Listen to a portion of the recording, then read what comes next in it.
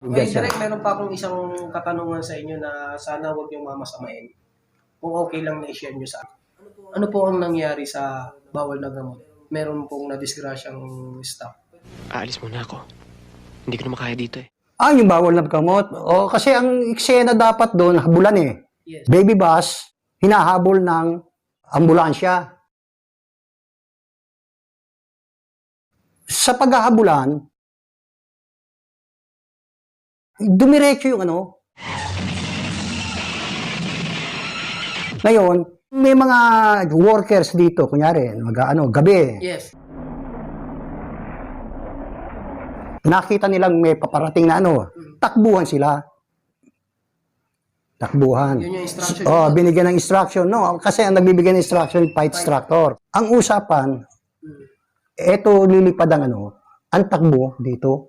Sa kanan. Sa kaliwa. Ay, dito ang... Nandiyan ang tao eh. Dito ang tao. Ang lipad dapat ng bus dito. Dito, hindi. Dito, diretso. Diretso.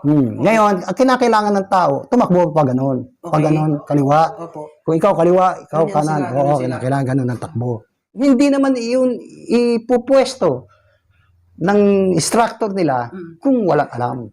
Tama po. So, yun. Instead na ganun nga, tumakbo dito. Diretso.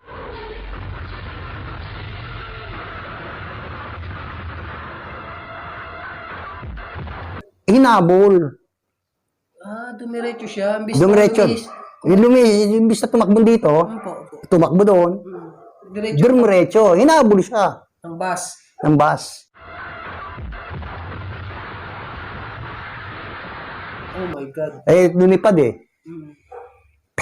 Tumama ito. Yung bungo.